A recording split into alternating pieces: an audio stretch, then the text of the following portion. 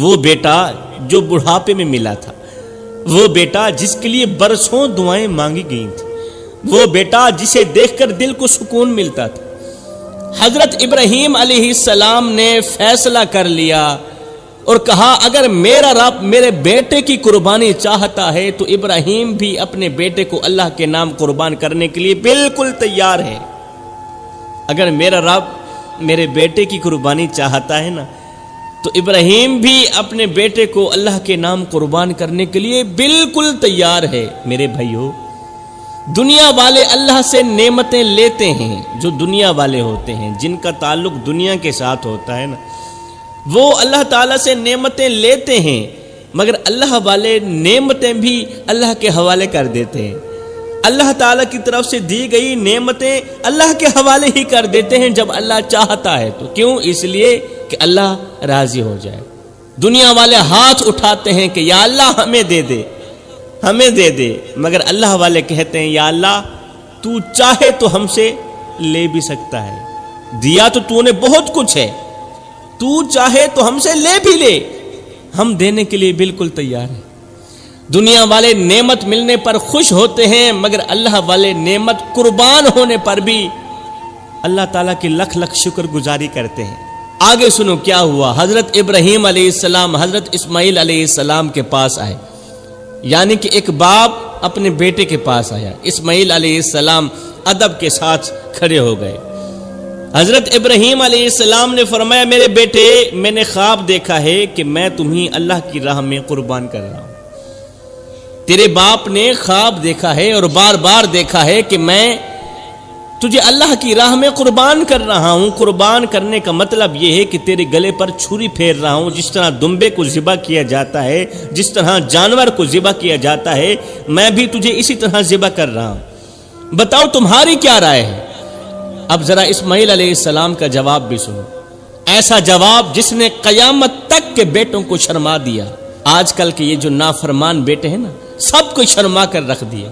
اسماعیل علیہ السلام نے عرض کیا ابا جان آپ کو جو حکم ملا ہے وہ کر گزاریں، انشاءاللہ آپ مجھے صبر کرنے والوں میں سے پائیں گے۔ دنیا والوں کے بیٹے اپنے باپ کی جائیداد سنبھالتے رہے، خزانے سنبھالتے رہے، سواریاں سنبھالتے رہے، مگر ایک اسماعیل ہی تھا جس نے اپنے باپ کی اطاعت سنبھالی تھی۔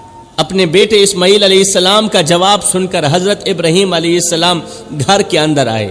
حضرت حاجرہ رضی اللہ تعالی عنہا گھر کے اندر موجود تھی۔ حضرت ابراہیم علیہ السلام نے فرمایا میں اور میرا اسماعیل ہم دونوں ایک دعوت پر جا رہے ہیں، شام تک واپس آ جائیں گے۔ اے حاجرہ ہم کہیں جا رہے ہیں، دعوت پر جا رہے ہیں، شام تک واپس آ جائیں گے۔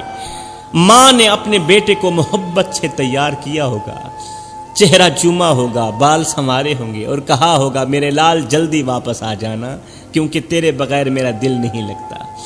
حضرت ابراہیم علیہ السلام نے خاموشی سے چھری اٹھائی، رسی لی اور باپ بیٹا دونوں گھر سے نکل پڑے۔ روایتوں میں آتا ہے کہ وہ مبارک مقام مینا کی وادی تھی، راستہ خاموش تھا، پہاڑ خاموش تھے، مگر ایک باپ کے دل کے اندر قیامت ٹوٹ رہی تھی۔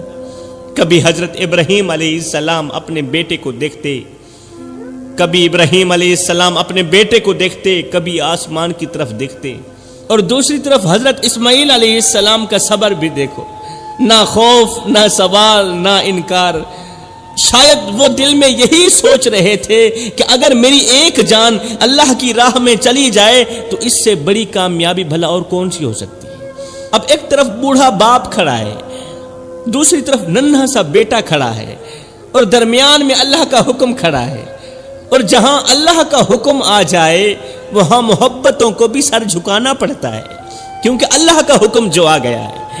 حضرت ابراہیم علیہ السلام چاہتے تو کہہ سکتے تھے یا اللہ ساری زندگی اولاد نہیں دی، اب اگر بڑھاپے میں دے بھی دی ہے تو پھر اسے ذبح کرنے کا حکم کیوں دے دیا؟ یاد رہے اللہ والوں کے دلوں میں سوال کم اور یقین زیادہ ہوتا ہے، سوال کم ہوتے ہیں، یقین زیادہ بھی ہوتا ہے اور پختہ بھی ہوتا ہے۔ یہی وجہ ہے کہ ایک بوڑھا باپ اپنے اکلوتے بیٹے کو لے کر میدان کی طرف چل پڑا، اور حیرت تو یہ تھی کہ بیٹا بھی خاموش ہو کر ساتھ میں چل پڑا۔ آج کا کوئی بیٹا ہوتا تو باپ کا ہاتھ جھٹک کر کہتا ابو محبتیں قربان نہیں کی جاتی. آج کا نوجوان ہوتا تو کہہ دیتا محبتیں قربان نہیں کی جاتی، محبتیں بچائی جاتی ہیں. میری ابھی عمر ہی کیا ہے، میرے ابھی خواب باقی ہیں، میری ابھی خواہشیں باقی ہیں، میری ابھی جوانی باقی ہے، مجھے ابھی دنیا دیکھنی ہے، آخر میری ہی قربانی کیوں، لیکن میں قربان جاؤں.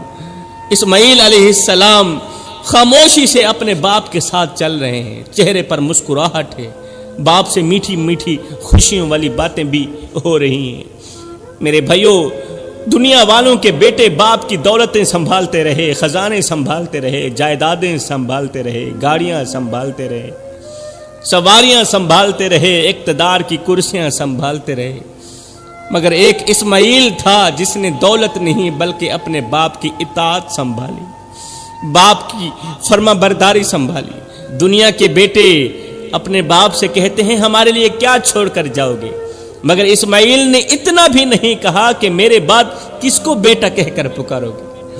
یاد رہے دنیا میں وراثتیں سنبھالنے والے بہت پیدا ہوتے ہیں، مگر فرما برداری سنبھالنے والے صدیوں بعد پیدا ہوتے ہیں.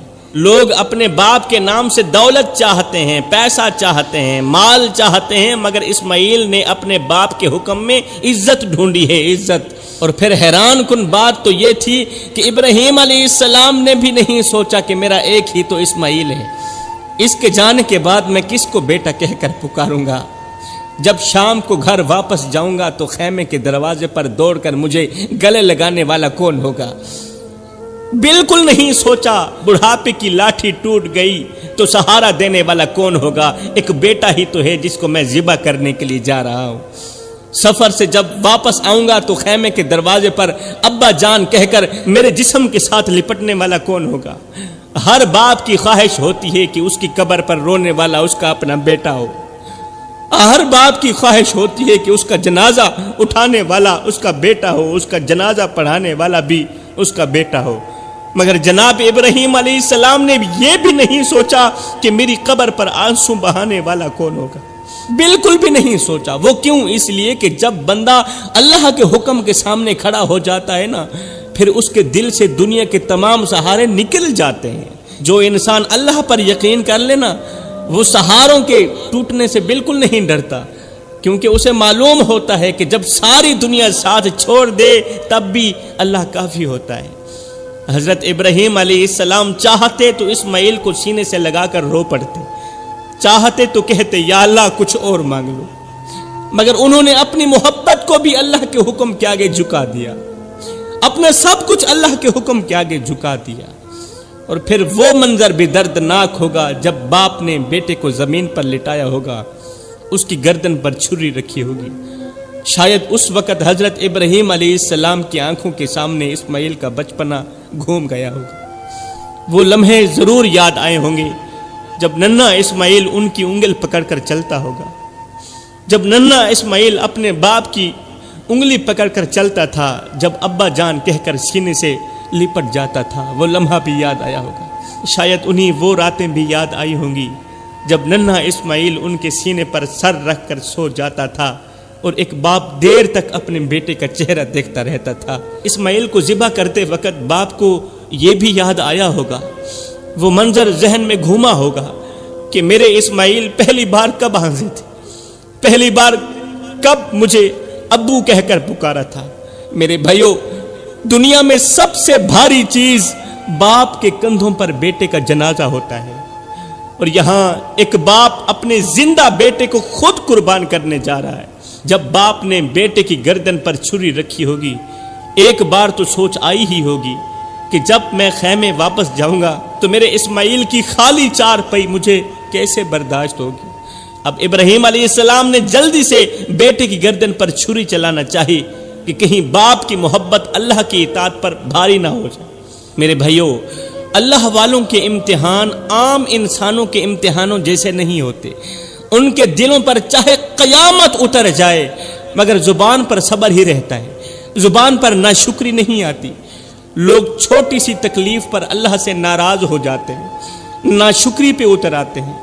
یاد رکھو میرے بھائیوں، جس دل میں یقین زندہ ہو اس دل کے اندر شکوے مر جاتے ہیں. جس دل میں اللہ کا یقین زندہ ہو اس دل کے اندر اللہ سے شکوے مر جاتے ہیں، ناشکری دفن ہو جاتی ہے۔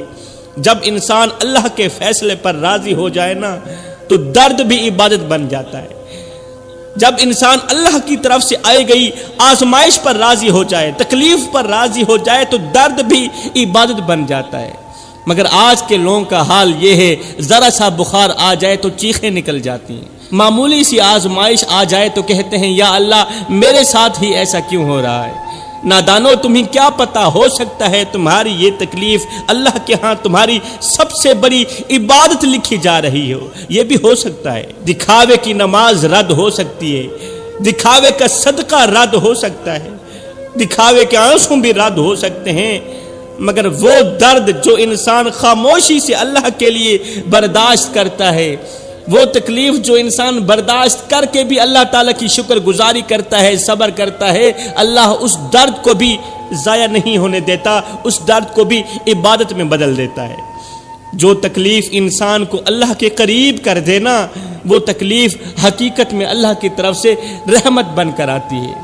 اللہ جب کسی بندے سے محبت کرتا ہے نا، پیار کرتا ہے نا، پھر اس کے گناہوں کو بھی نیکیوں میں بدل دیتا ہے، اس کی آنسوں کو دعا بنا دیتا ہے، اس کی تکلیفوں کو بھی عبادت بنا دیتا ہے، اس کے صبر کو جنت کا راستہ بنا دیتا ہے۔ دنیا والے صرف تمہاری ہنسی دیکھتے ہیں مگر اللہ تمہارے دل کا درد بھی دیکھتا ہے۔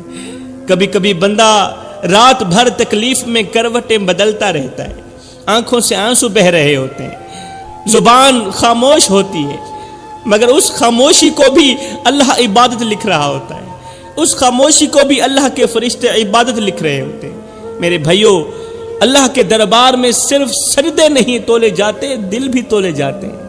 یاد رکھو، جو بندہ تکلیف میں بھی الحمدللہ کہہ دے، یہ وہ بندہ ہے جو بیٹھا زمین پر ہوتا ہے، اس کا چرچا عرش بری پہ ہو رہا ہوتا ہے۔ خیر، حضرت ابراہیم علیہ السلام نے مینا کی وادی میں بیٹے کو لٹایا، بیٹے کے ہاتھ باندھے، پیر باندھے، شاید اس لیے باندھے ہوں گے کہ قربانی کے وقت جسم تڑپتا ہے، ہاتھ ہلتے ہیں، پاؤں کانپتے ہیں، اور ایک باپ اپنے بیٹی کی تکلیف دیکھ کر کمزور بھی پڑ سکتا ہے، اس لیے باندھے ہوں گے۔ حضرت اسماعیل علیہ السلام چھری کے نیچے خاموشی سے لیٹے ہوئے تھے، نہ چہرے پر خوف تھا، نہ زبان پر شکوہ تھا، نہ دل میں گھبراہٹ تھی۔ پھر حضرت اسماعیل علیہ السلام نے اپنے باپ سے عرض کی، ابا جان ایک کام تو کرو۔ جی بیٹا، کون سا کام ہے؟ کہا اپنی آنکھوں پر بھی پٹی باندھ دو اور میری آنکھوں پر بھی پٹی باندھ دو، اپنی آنکھوں پر بھی پٹی باندھ لیجیے، کہیں ایسا نہ ہو کہ باپ کے دل کے اندر محبت جاگ جائے، باپ کے دل کے اندر بیٹے کے لیے پیار اور محبت جاگ جائے اور یہ محبت اللہ کے حکم پر غالب آ جائے، کہیں ایسا نہ ہو جائے، اور اگر ہو سکے تو میری آنکھوں پر بھی پٹی باندھ دیجیے، کہیں میرے دل میں یہ خیال نہ آ جائے کہ میرا باپ اس قدر سخت دل ہو گیا ہے کہ اپنے ہی بیٹے کی گردن کاٹ رہا ہے، بیٹے کا گلا کاٹ رہا ہے۔ ذرا سوچو میرے بھائیو، ایک طرف باپ اپنے بیٹے کو قربان کرنے کے لیے تیار کھڑا ہے اور دوسری طرف بیٹا اپنے باپ کے دل کو بچانے کی فکر کر رہا ہے، بیٹا اپنے باپ کے ایمان کو بچانے کی فکر کر رہا ہے۔ بیٹا کہتا ہے کہ میرا باپ اس آزمائش میں کامیاب ہو جائے، اس امتحان میں کامیاب ہو جائے۔ یہی ایمان ہوتا ہے، یہی یقین ہوتا ہے، یہی وہ محبت ہوتی ہے جو اللہ کے لیے ہو تو انسان کو آسمانوں سے بھی اونچا کر دیتی ہے۔ حضرت ابراہیم علیہ السلام نے اپنی آنکھوں پر پٹی باندھی اور حضرت اسماعیل کی آنکھوں پر بھی پٹی باندھی، پھر کانپتے ہاتھوں سے چھری بیٹے کی گردن پر رکھی، گلے پر رکھی اور پوری قوت کے ساتھ چھری چلا دی، پورے زور کے ساتھ چھری چلائی مگر چھری نے گلا نہ کاٹا۔ حضرت ابراہیم علیہ السلام حیران رہ گئے، انہوں نے چھری کو دوبارہ تیز کیا، پتھر کے ساتھ دوبارہ تیز کیا، پوری طاقت کے ساتھ پھر بیٹے کے گلے پر رکھی مگر چھری ابھی بھی نہ چلی، زور سے چلائی، تیزی سے چلائی، پوری قوت سے چلائی، چھری نہ چلی۔ حضرت ابراہیم علیہ السلام کے دل کی بے چینی اور بڑھ گئی، وہ کہنے لگے اے چھری تو کیوں نہیں کاٹتی، کہیں ایسا نہ ہو کہ میرے رب کا حکم پورا کرنے میں دیر ہو جائے اور میرا رب مجھ سے ناراض ہو جائے، کہیں ایسا نہ ہو۔ پھر جب بار بار چھری نہ چلی تو حضرت ابراہیم علیہ السلام کی آنکھوں سے آنسو نکل آئے، حضرت ابراہیم رو پڑے اور عرض کرنے لگے اے اللہ جب تیرا بندہ دل و جان سے اپنے بیٹے کی قربانی دینا چاہتا ہے تو پھر تو قبول کیوں نہیں کرتا؟ رو کر کہنے لگے اے اللہ جب تیرا بندہ دل و جان سے اپنے بیٹے کی قربانی دینا چاہتا ہے تو پھر تو قبول کیوں نہیں کرتا؟ مالک میں زبردستی نہیں کر رہا، میں اپنے دل کا ٹکڑا تیرے نام پر خوشی سے قربان کر رہا ہوں اور میرا بیٹا بھی خوشی سے قربان ہونے کے لیے تیار ہے۔ اے اللہ ہماری قربانی قبول فرما لے، اس چھری کو توفیق دے کہ وہ میرے بیٹے کی گردن کاٹ دے اور میری یہ قربانی قبول ہو جائے۔ کہتے ہیں کہ جب حضرت ابراہیم علیہ السلام یہ دعا مانگ رہے تھے کہ اللہ چھری کو توفیق دے، ہمت دے کہ یہ میری اس دعوت کو قبول کرے، اس قربانی کو قبول کرے، میرے بیٹے کی گردن پر چل جائے، جب آپ یہ کہہ رہے تھے تو نیچے سے حضرت اسماعیل علیہ السلام آمین بول رہے تھے۔ اسماعیل علیہ السلام ننھا بیٹا بھی بول پڑا اے اللہ میری قربانی قبول فرما لے، چھری کو چلنے کی توفیق دے دے۔ ذرا سوچو آج لوگ معمولی سی تکلیف سے بچنے کے لیے دعائیں مانگتے ہیں، معمولی سی تکلیف سے بچنے کے لیے بھی دعائیں مانگتے ہیں، اور دوسری طرف ایک ننھا سا بچہ ایسا بھی ہے جو دعا مانگ رہا ہے کہ یا اللہ میری قربانی قبول فرما لے، مجھے اپنی پاک بارگاہ میں قبول فرما لینا۔ پھر حضرت ابراہیم علیہ السلام نے ایک بار پھر پوری قوت کے ساتھ چھری چلائی، اس بار اللہ کا کرنا ایسا ہوا کہ چھری چل پڑی۔ حضرت ابراہیم علیہ السلام کو محسوس ہوا، یقین ہوا کہ گردن کٹ گئی ہے، بیٹے کی گردن کٹ گئی ہے، مگر میرے بھائیوں حیرت کی بات دیکھو کہ حضرت ابراہیم علیہ السلام بجائے رونے کے کہ میرا بیٹا چلا گیا، لیکن آپ نے کہا شکر الحمدللہ۔ جیسے ہی آپ کو یقین ہوا کہ چھری چل گئی ہے، محسوس ہوا چھری چل گئی ہے، تو آپ نے کہا شکر الحمدللہ، کیونکہ اللہ والوں کے نزدیک سب سے بڑی خوشی اپنی خواہش پوری ہونا نہیں ہوتی، سب سے بڑی خوشی اللہ کا حکم پورا ہونا ہوتی۔ پھر جب آنکھوں سے پٹی ہٹائی تو دیکھا حضرت اسماعیل علیہ السلام ایک طرف کھڑے ہیں اور نیچے جنت کا دمبا ذبح ہوا پڑا ہے۔ آسمان سے آواز آئی اے ابراہیم تم نے خواب سچا کر دکھایا، تو اس امتحان میں کامیاب ہوا، یہی وجہ ہے کہ آج بھی قربانی صرف جانور ذبح کرنے کا نام نہیں بلکہ اپنی محبتوں، اپنی خواہشوں، اپنی انا اور اپنے غرور کو اللہ کے سامنے قربان کرنے کا نام بھی ہے۔ سب سے بڑی قربانی بکرے کی نہیں نفس کی قربانی ہوتی ہے۔ 10 لاکھ کا جانور ذبح کر دینا آسان ہے، مگر اپنے اندر بیٹھے ہوئے اس فرعون کو ذبح کرنا بہت مشکل ہے جو ہر وقت کہتا ہے بس میری خواہش پوری ہونی چاہیے، جسے نفس کہتے ہیں۔ اس نفس کو ذبح کرنا بہت مشکل ہے جو ہر وقت انسان کو اندر ہی اندر بھڑکاتا رہتا ہے کہ بس میری خواہش پوری ہونی چاہیے۔ میرے بھائیوں بعض لوگوں کے ہاتھ میں تسبیح ہوتی ہے مگر دل کے اندر نفس کی حکومت چل رہی ہوتی ہے، زبان پر اللہ اللہ ہوتا ہے مگر فیصلے خواہشوں کے ہو رہے ہوتے ہیں، فیصلے نفس کے ہو رہے ہوتے ہیں۔ یہی نفس انسان کو وہاں گراتا ہے جہاں شیطان بھی صرف دیکھتا ہی رہ جاتا ہے۔ یہ جو نفس ہے یہ شیطان سے کئی درجے بڑھ جاتا ہے آگے۔ سب سے خطرناک انسان وہ نہیں جس کے ہاتھ خون سے بھرے ہوں، سب سے خطرناک انسان وہ ہے جس کا نفس غرور سے بھرا ہو، جس کا نفس خواہشات سے بھرا ہو، جس کا نفس گندگی سے بھرا ہو، کیونکہ خون والا انسان شاید ایک دن توبہ کر لے مگر مغرور انسان کو تو اپنے گناہ بھی نظر نہیں آتے، اپنی بدکاریاں بھی نظر نہیں آتی۔ کسی اللہ والے نے بڑی عجیب بات کی تھی کہ انسان پہاڑ سے گر جائے تو بچ سکتا ہے، انسان پہاڑ سے گر کر بچ سکتا ہے، سمندر میں ڈوب کر بھی بچ سکتا ہے، مگر اگر وہ اپنے نفس میں ڈوب گیا پھر اس کا بچنا مشکل ہو جاتا ہے۔ آج لوگ شیطان کو گالیاں دیتے ہیں حالانکہ انسان کو سب سے زیادہ تباہ اس کا اپنا نفس ہی کرتا ہے۔ لوگ شیطان کو گالیاں دے رہے ہیں اور اپنے اندر چھپے ہوئے فرعون کو، اپنے اندر چھپے ہوئے کتے نفس کو شاباش دے رہے ہیں، شیطان کو گالیاں دی جا رہی۔ یاد رکھنا جوانوں، جس عبادت کے بعد انسان کے اندر عاجزی پیدا نہ ہو وہ عبادت صرف جسم کی تھکن ہوتی ہے، روح کی بیداری نہیں ہو سکتی۔ نفس وہ بادشاہ ہے جو انسان کو اتنا اندھا کر دیتا ہے کہ انسان اپنے گناہوں کو بھی حق سمجھنے لگتا ہے، گناہ کر کے بھی کہتا ہے میں صحیح کر رہا ہوں، میں ٹھیک کر رہا ہوں۔ اس لیے میں کہتا ہوں اگر قربانی کے بعد بھی انسان کے اندر کا غرور زندہ ہے، خواہش زندہ ہے، تکبر زندہ ہے، تو سمجھ لو صرف جانور ذبح ہوا ہے، قربانی تو ابھی باقی ہے۔